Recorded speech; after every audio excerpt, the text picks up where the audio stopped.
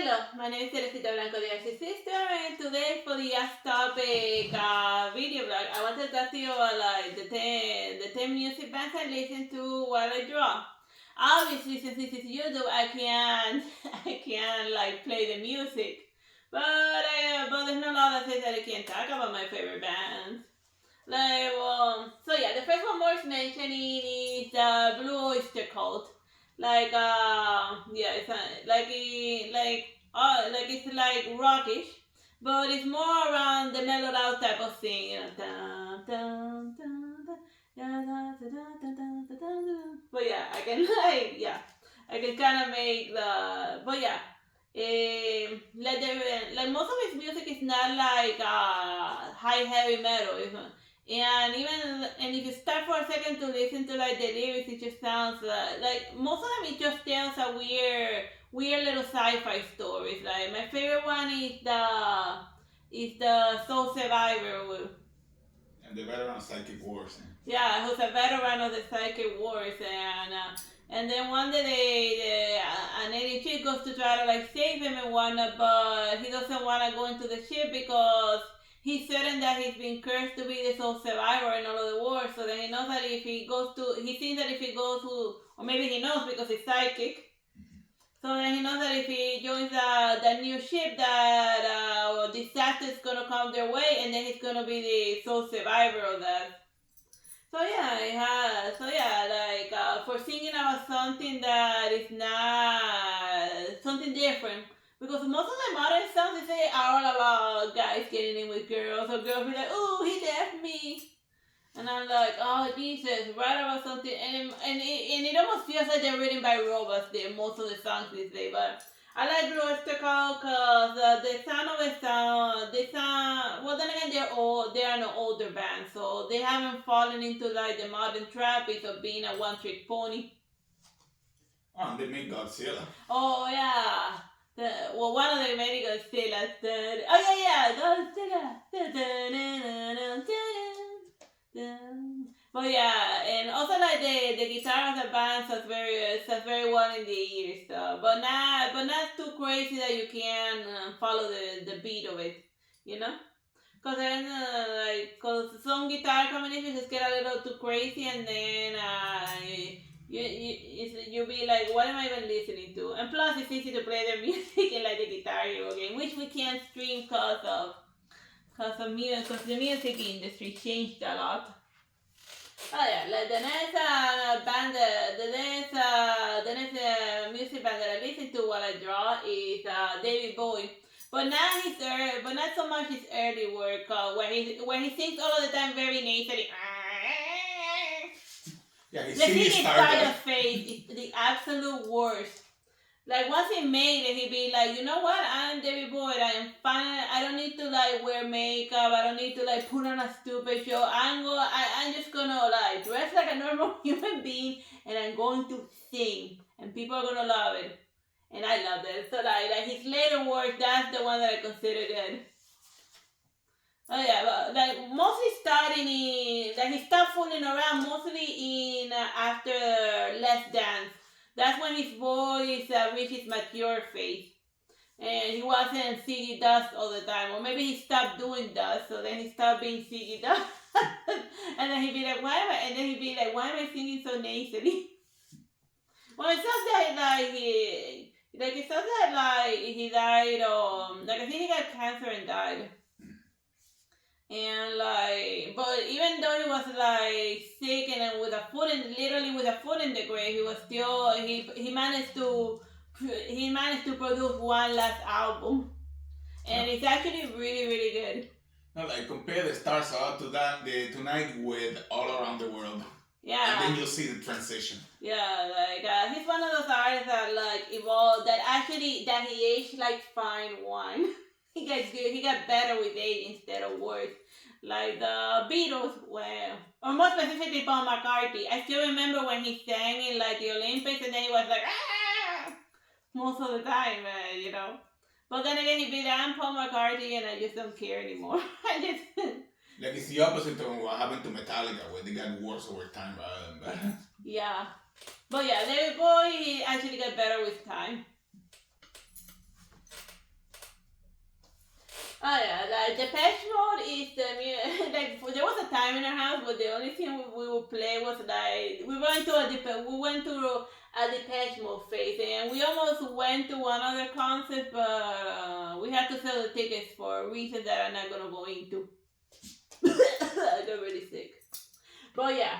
Yeah, but that's not important. The point is that like the music, all of the songs sound literally the same. Like except for one that Lillian, which is my favorite, all of their songs. Oh Lillian, look what you done. You took my heart, ripped it apart. I don't know if I can sing anymore if we're gonna bring like a copyright strike. So I'm just gonna play it very safe. Because they even have oh my god. Like I cannot even begin to tell you with like the stuff you gotta deal with copyright as far as music. But I get it. They're barely getting paid anything, and they gotta squeeze every penny from wherever they can find it. But yeah, the Benchmark is good music. And it's more on the mellowed out type of to stuff. Like when my mother was to sleep, we just put on the Peshmo and she immediately falls asleep. So if you wanna like put your baby to sleep, the Peshmo is good for that. Cause like the volume of their songs are for the most part very consistent. It's not like those rock that once they have like a weird mellowed out balance, and then 5 seconds later they were like. You're thinking of Metallica 1, that it puts you to sleep throughout the first 5 minutes and then suddenly, darkness, oh yeah, yeah, like this Metallica song called One. You spend like half asleep throughout, and then suddenly wakes you up. Yeah. By yelling like a freaking lunatic. It feels like how they switch from like they start with like marijuana and then once they switch to cocaine and the music goes crazy. But I'm not saying that whether they use or not. I'm just like saying how it looks like, you know, how some food. But I think crazy people are cool, so and that's how they usually get back in the old days. When I used to go to high school, that they were super mellowed out until they changed drugs for like PE, and then they went crazy. But the festival for the most part is very consistent. You know, which is good. Which is good if you wanna listen to music to take a good nap. They are the good nappy people. Like a lot of the I don't say it like it's in a bad way. I say it in a good way. Like a lot of the songs in this list, there for you to enter a trance so you can draw for hours or something. Yeah. Like that. This is drawing music. Drawing music, you know. Like if this one is good for watercolors in specific. I know the silence, yeah, and then you feel like that. It's in a very mellowed out type of mood.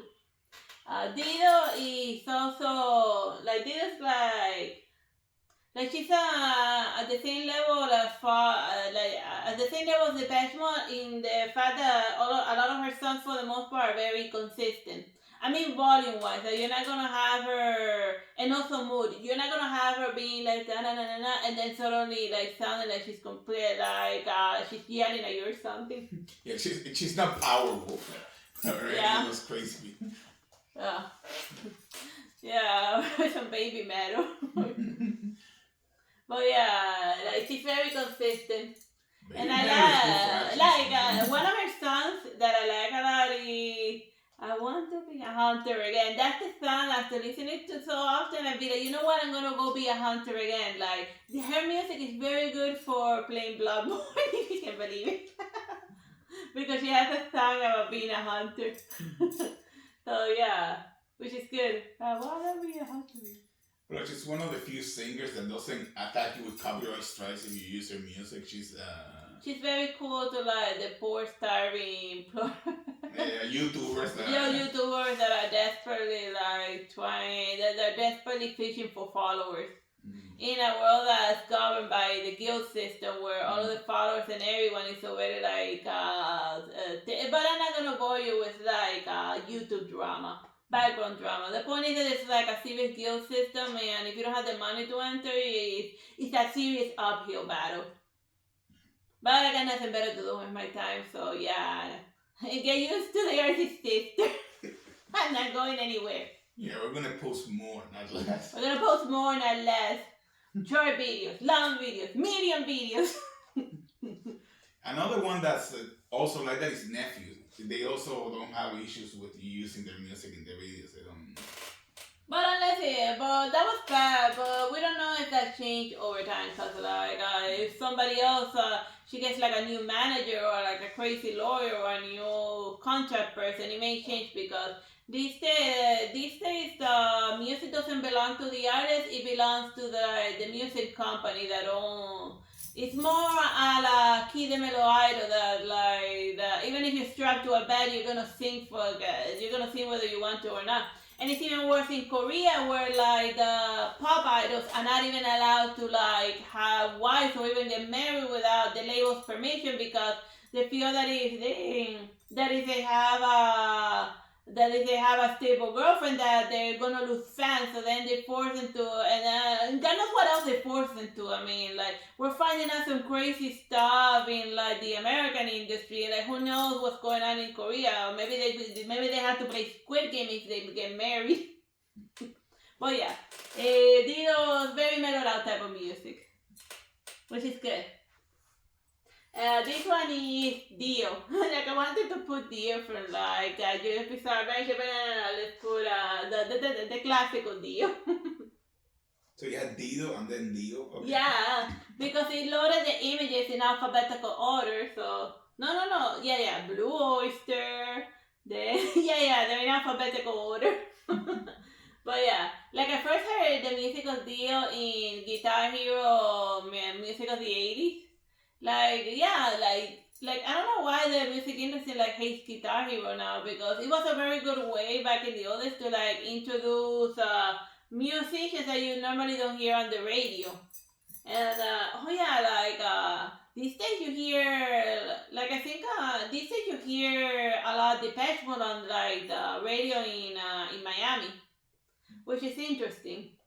Well, we first learned about Dio from Killswitch Engage, which is Dio's on MTV, and then like they did Killswitch Engage did like their own version of Holy Diver, and then from there we'd be like, hey, it's Holy Diver but sang by a different guy, and then we were like, no, wait, this is the guy that originally sang on Holy Diver. But yeah, that's a very good song by Dio, but he also has other stuff like Rainbow in the Dark, The Last in Line, Rock and Roll Children. He also showed up in like Tenacious D for like 5 minutes, and that was a hell of that is the best part of Tenacious D. The 2 seconds when Dio says, "I hear you, William Jacob." Wait, I forgot copyright. Copyright. If you see more than 5 seconds of it, they're gonna pull your teeth. Well, yeah, Dio. Good stuff. But this was more. We're getting more into the more hyper rocks. This one is not ridiculously crazy heavy metal, but we're getting there. Like it has more hyper songs, but it also has more mellowed down music. You know, it's more varied overall, and plus he was in various bands, so. You can even listen to it back when he played with Rainbow or when he became his own band. You know, like just as Michael Jackson became his own band, he became eventually Dio. He's a Ronnie James Dio, just singing by himself with a bunch of bands that are not worth mentioning or remembering. Well, maybe they are good. I just don't remember them. The next one I want to mention is Godsmack. I first heard when I was in high school, I saw I actually went to the theater. No, I didn't go to the theater. I rented it from Blockbuster. Remember Blockbuster? I rented the movie The Scorpion King. And the reason why I rented it was because I used to watch like WrestleMania and I used to watch The Rock and wrestle all the time. Every time I did a concert, I'd be like, oh wow, he's doing movies now. That's hilarious. He usually puts out a good show, so that's why I rented the movie Scorpion King in the DVD, and then within the DVD it had a music video of the song he made for the movie The Scorpion King, I Stand Alone, and then from there that led me to becoming more interested in his music, and the album that I'm showing up there is actually like The first is this that the music disc that I bought from Godsmack. That I actually like back when I was like back when we were eating a cable, which is a Cuban way of saying that we didn't have a copper to spare. I like Godsmack so much that I actually spent my money to buy his stuff, to buy his one of his albums. Yeah, and it was good. That one in specific. I forgot what it was called. Oh God, I don't remember. I don't remember. It was just such a long time ago. I don't remember the name of most album, but I do remember the front cover. It was this chick. Like yeah, like and the album itself it starts like very like the last one Voodoo is just weird. And it's like oh yeah, I forgot. We can't yeah. God, we can't even sing it to give you like a decent idea. But yeah, he's like inconsistent as far like he has mellow songs and he has like more hyper songs. But even when he gets hyper, you can still kind of make out his voice. It's not like too crazy about it. Like we're not back to the Stone Age. Here we have modern talking. Yeah, wait, like they look like a spokesperson for like a Pantene commercial, you know, like for like a shampoo ad. And they sing more sweetly, and if you didn't know that they were like two guys, you would think that it was a woman singing because he sings in a very sweet, feminine. That guy. He sings like in a very sweet, feminine type of voice. And my favorite one of their songs is Chevy Lady, going through emotion. And like I used to like a lot of their music every so often. I use it like a lot in my TikTok shorts. They're good. They think well. And then but they're more back to the whole mellowed out type of music, you know. Like cause you know you Save My Zero's also good. Oh yeah, but that was by the Fakes. Oh, that was by the Fakes. What am I saying? Yeah, I forgot to mention the Fakes. Yeah. But yeah. The Fakes should be there. Honorary mention. Yeah, an honorable mention is the Fakes, Saved by Zero. And just that song is specific. We tried to do a long time ago a music video of Mega Man Zero with Saved by Zero, and it also got copyright. Yeah, it got copyright strike. We had to remove it. We made zero profit from that. Yeah.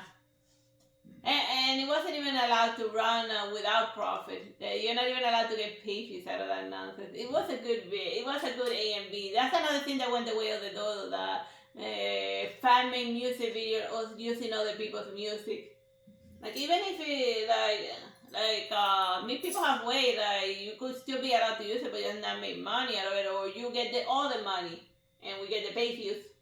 No, it's just that there are also ways to get around it, but if you get caught using it, they just shut down your channel. It's not worth the risk. Oh yeah, Pearl Jam. But the one that I like a lot of Pearl Jam is Pendulum. That it sounds like I just like the mellowed out type of way that it sounds, and it takes a little bit to start, but it's good. Yeah, they also have Everflow and Evolution. Oh yeah, which is also like the music video of Evolution is hilarious. You should totally check it out. It shows it's their cynicism at their maximum, but it has very good animation. Like and not CGI animation, just hand drawn animation, which is the only type of animation that I actually respect. I haven't seen anything made with full CGI that looks decent. Well, except in the video game, but like I don't know. It's like the people that make movies don't hire the people that make video games, because only the video game people know how to make like CGI, like cinematic with digital cinematics that actually look half decent. But then again, if they're using CGI, they probably want the thing done immediately and. Or call the Avatar guy, the guys who animated Avatar. One notable exception is Berserk. They actually did a good job with that one. Yeah. But it depends. Second season, the first one they really phoned it in. The one where they're fighting the Spanish Inquisition. I will never stop talking about the Spanish Inquisition and Torquemada. Even in his name, there's the word burn. But yeah. And oh yeah, Sting is another one of the singers that are great for napping. And like I find it hilarious that just me trying to understand what he's singing, and it's a perfect example that you can like sing absolute gibberish and still like make money. So even the lyrics of the song are superfluous. I mean, I know that maybe the singer is trying really hard to be understood, but I don't know. I don't get it. Like even finally I made a joke about it. That you can't understand what Sting is thinking. But I don't know, brand new day. But yeah. The Feels So Good is like the best song for napping. But what am I talking about music for drawing? But yeah. Sting also works for that too. But yeah, but sometimes you wanna like listen to some background noise without getting too hyper, because the hardest thing with drawing is just trying to stay in your seat, just hyper focus on it. And this is good for building up focusing and lowering your energy levels enough to focus on what you're doing. Yeah, and most of his music he's a la Depeche Mode style. Most of them are like, have the same type of energy level. I don't remember, I mean, the most hyper music of Sting that I remember is a Message in a Bottle, but even that is very mellowed out for the most part, energy-wise. And I think that's the last one, yeah? So this is, I come into, and like, if you wanna like listen for the most part, like super hyper music, System of a Down. Like, the first time that I heard of them was Toxicity. I didn't hear it in like a movie or anything, it just, back when I used to have like, what's that thing called? Cable. The very far away in the back end of the cable, there were channels where they would just randomly play music without ads. And then eventually their song Toxicity showed up, and then from Toxicity I got curious, and then I looked up their other music. And then within the range from like Lonely Day, which is like uber mellowed out and for a movie, to like something as crazy Chop Suey. Yeah, Chop Suey. Wake up. If you wanna really wake someone up and also like get them uber angry, just wake them up by putting the Chop Suey at maximum volume. That's gonna wake them up, and then they're gonna punch you in the face. So wear an armor in your face, or the V for Vendetta mask that was bulletproof, that be used in the final act. Yeah, why are they giving, like, if you want to really be V for Vendetta with like your protest, I want to make sense that you get a mask that is bulletproof. Because you know what's also bulletproof? Other than ideas, bulletproof equipment. And yeah. So that's how you would do your comrade accurate V for Vendetta outfit. Making it bulletproof. Well, yeah, Chop Suey. Like they're very, like they have a lot of songs that are like very hyper. And also like the guitar also goes with it, you know. Like, but it's a lot of fun. Like I remember somebody saying like in an interview that they said that like this guy has like such range, like the main singer of System of a Down has like such range in music, and then they feel like he's wasting it, like singing, yelling heavy metal. And then I'd be like, dude, if he wants to sing heavy metal, let the guy do whatever he wants, whatever makes him happy. But yeah, so that's the last music we're mentioning that are great for drawing. Like if you're like making something like angry and like an action scene or something in a comic book, like listen to System of a Down. It's gonna get you in like the right hyper mindset. Alright, so I hope you have fun. Bye bye, God bless.